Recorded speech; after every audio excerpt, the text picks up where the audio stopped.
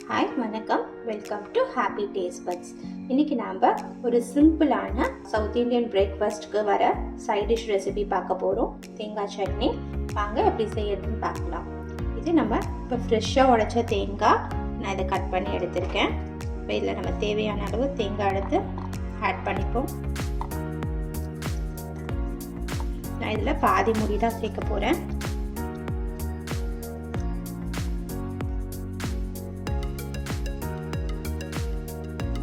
Of மூடி சேர்த்துட்டேன்.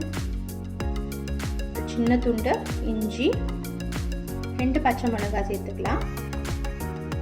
அப்புறம் ஒரு 1.5 டேபிள் ஸ்பூன் அளவுக்கு பொட்டுக்கடலை, இதையும் நம்ம சேர்த்துப்போம். சேர்த்துட்டு கொஞ்சமாக கொத்தமல்லி, நிறைய வேண்டாம், சும்மா இவ்வளவு தான் சாப் பண்ணது.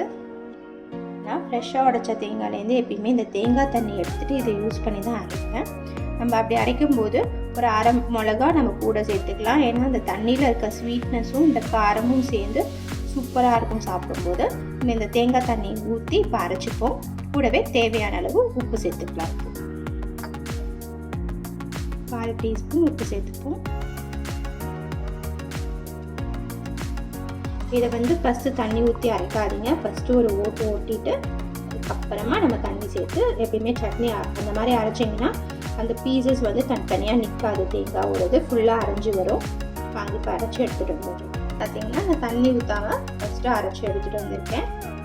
இதுக்கப்புறம் நம்ம தண்ணி சேர்த்துப்போம். ஏன்னா இப்போ அந்த தேங்காய் தண்ணி ஊற்றியே நான் அரைச்சிட்டேன். எனக்கு அதில் 90% தண்ணி யூஸ் ஆச்சு. இப்போ இதை நம்ம ஒரு கப்பில் ட்ரான்ஸ்ஃபர் பண்ணிவிட்டு தாளிப்பு கொடுத்துருவோம். நான் ஒரு சின்ன டெம்பரிங் பேன் வச்சுருக்கேன். அதில் ஒரு 1/2 டீஸ்பூன் அளவுக்கு ஆயில் ஆட் பண்ணியிருக்கேன்.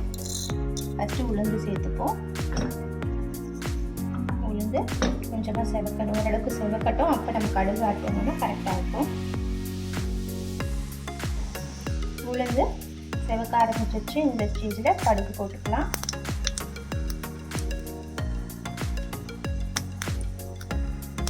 கடுகு வெடிக்கணும்.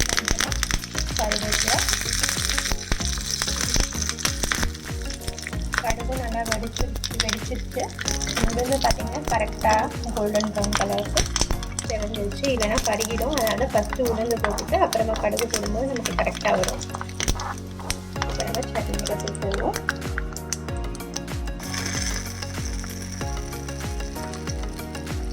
அதனால் ஃபஸ்ட்டு நம்ம தண்ணி சேர்க்காமல் ட்ரையாக நம்ம கிரைண்ட் பண்ணதுனால இந்த தேங்காய் பீசஸ் பார்த்திங்கன்னா நமக்கு அது நிற்காது, எல்லாமே கிரைண்ட் ஆகிடும். அந்த மாதிரி 2 வாட்டி ஓட்டிட்டு அதுக்கப்புறம் தண்ணி சேர்த்து அரைங்க. இப்போ நமக்கு கரெக்டாக வரும். நம்ம தேங்காய் சட்னி ரெடி ஆயிடுச்சு. இது தோசை, இட்லி, பொங்கல் எது வேணும்னாலும் வச்சு நம்ம என்ஜாய் பண்ணலாம். இந்த ரெசிபி உங்களுக்கு பிடிச்சிருந்துச்சுன்னா லைக் பண்ணுங்கள், ஷேர் பண்ணுங்கள். மறக்காமல் நம்ம சேனலுக்கு சப்ஸ்கிரைப் பண்ணுங்கள். தேங்க்யூ.